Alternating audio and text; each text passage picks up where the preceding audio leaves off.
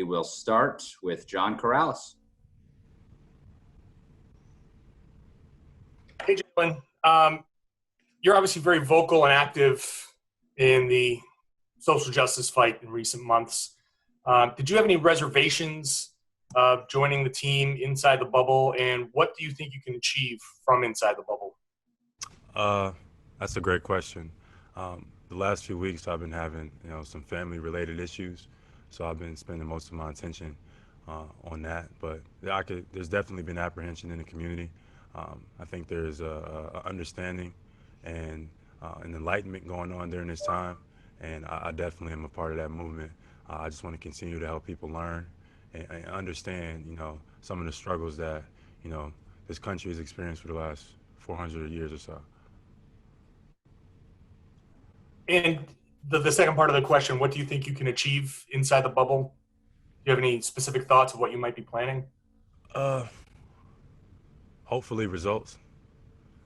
That's the key. I think a lot of guys are choosing to go down to Orlando because we have the ability to play for something bigger than ourselves. I think a lot of people, including myself, have some apprehensions, not just because of social injustice, but COVID related, et cetera. And a lot of us just initially, even on this team, just didn't want to go.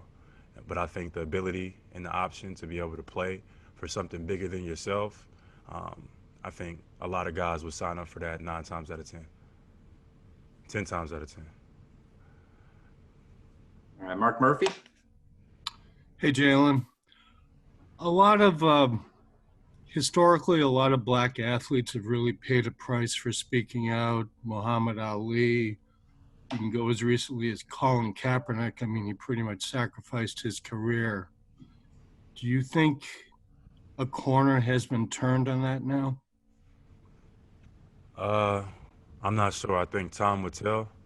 I commend those guys during the climate that they were in to speak on the issues that were being deployed on them. So I tip my hat off to guys like Muhammad Ali, Kareem Abdul-Jabbar, Jim Brown, Colin Kaepernick, and that list continues to go on. Mahmoud Abdul-Rauf, people that during the climate stood for something bigger than themselves. And at the time, it might have expended their resources, but I think history has sided with them. And I feel like in today's time, in 2020, the people that continue to do that as well, myself included, hopefully, it's the ability to do both, to speak on social injustice and how you feel, and also, maintain a relationship with your organization, your partners, etc. But if not, then hey.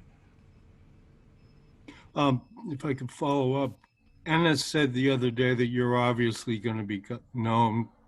You're going to be a guy who's known for a lot more than just basketball. Have you glimpsed into your future at all as to where that might be, how that might be taken form?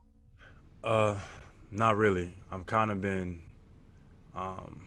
haven't looked up and looked around to see kind of where I'm at. There's been so much things I've been dealing with, family-related issues on top of COVID, on top of social injustice or what's going on now. I kind of haven't even had time to look up, and I probably won't. I'm going to just keep riding and trying to keep doing what's right until the time comes. I appreciate Ennis for saying that, but I'm focused on now. Ennis, in my opinion, is that guy. Ennis is the guy that is known for, his fight and his activism more than his basketball career. So I pay the same compliment right back to him. And I appreciate people who appreciate the fact that, things are more important than themselves. Thank you. Gary Washburn.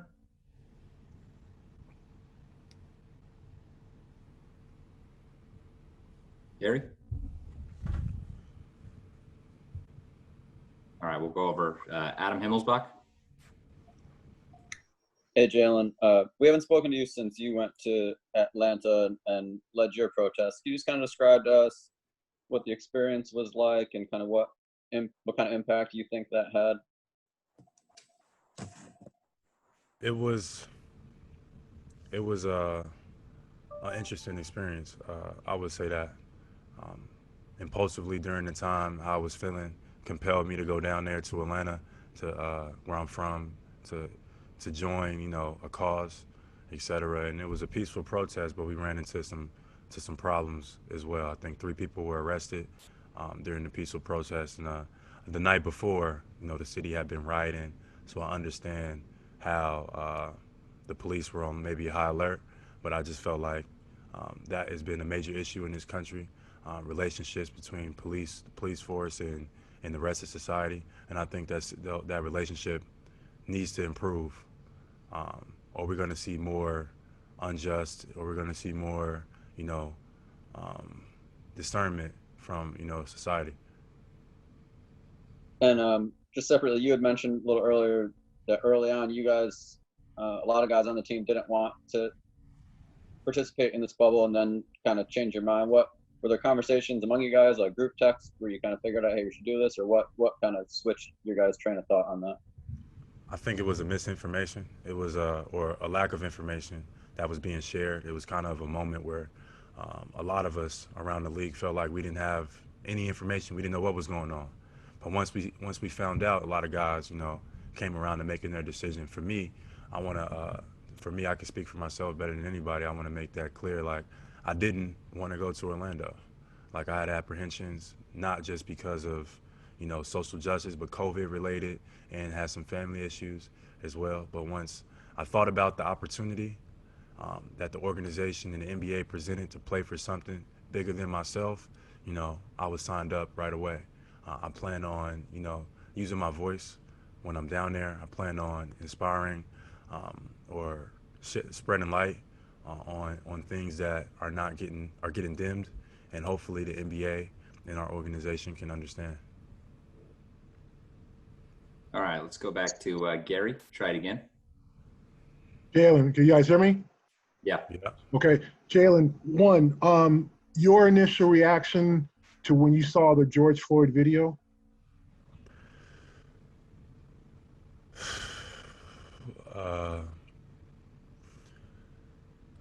My initial reaction is hard to even put into words.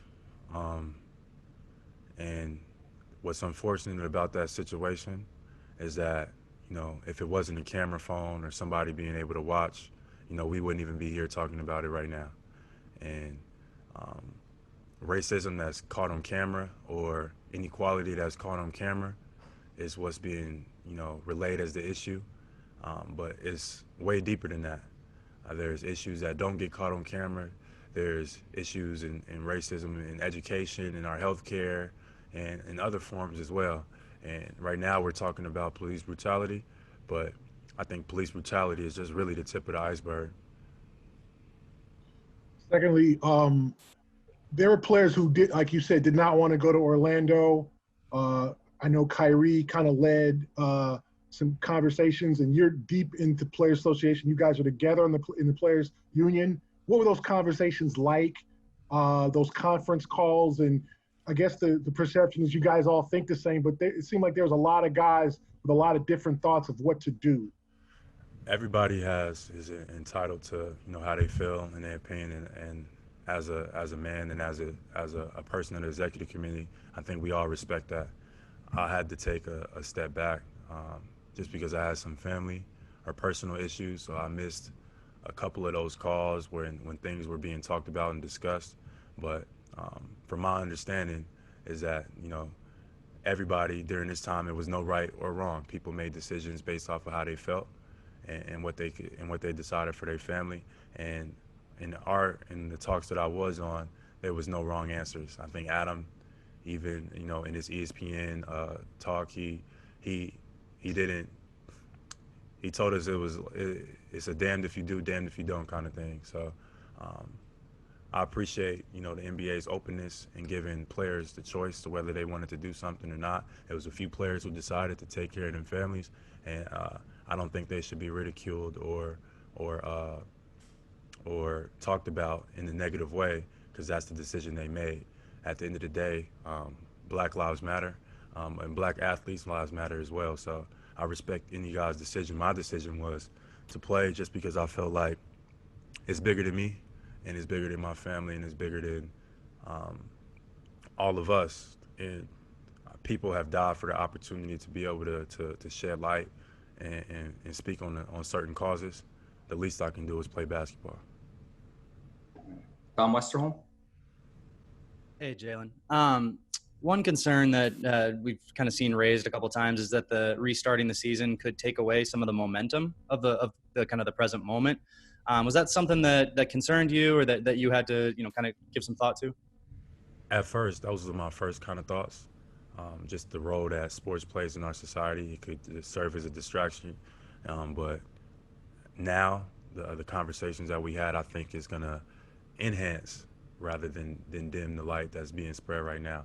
I think everybody wants to watch basketball in the NBA, and we have voices of influence in our communities, and we have obligations to our communities, not just obligations to our organization. So the more the NBA understands that, the better everybody will feel about it, especially players. So I think that us going down there and making sure that nobody gets distracted is a part of the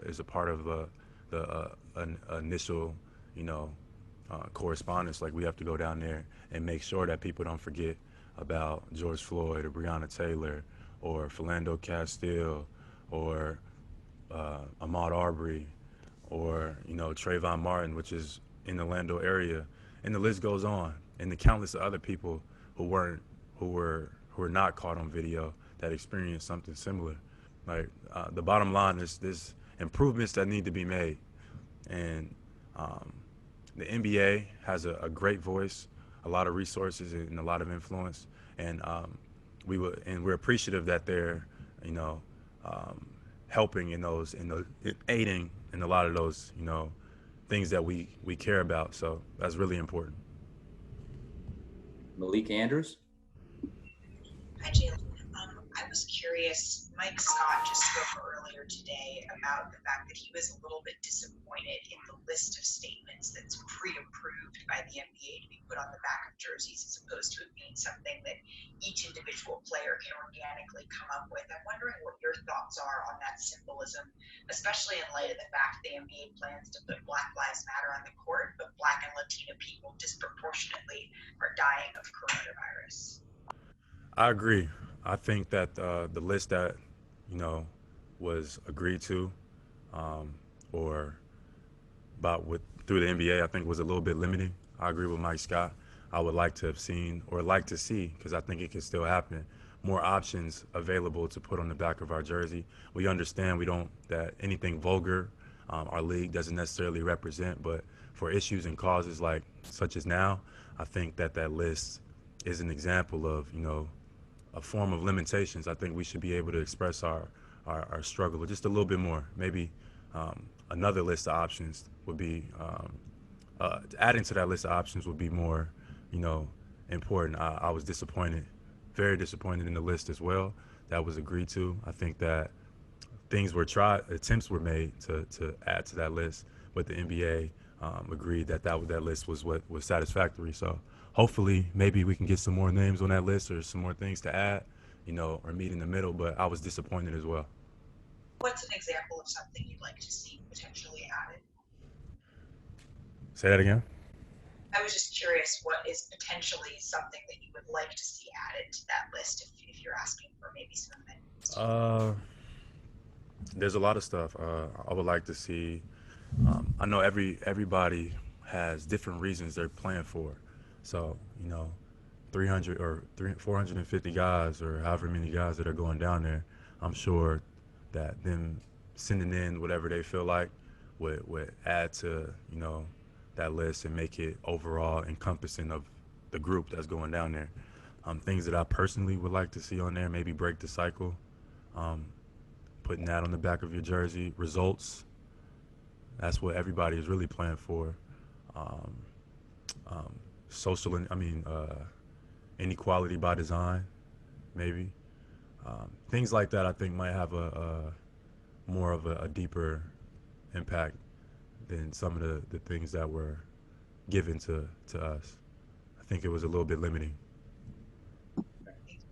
Time for a couple more questions. Abby Chin.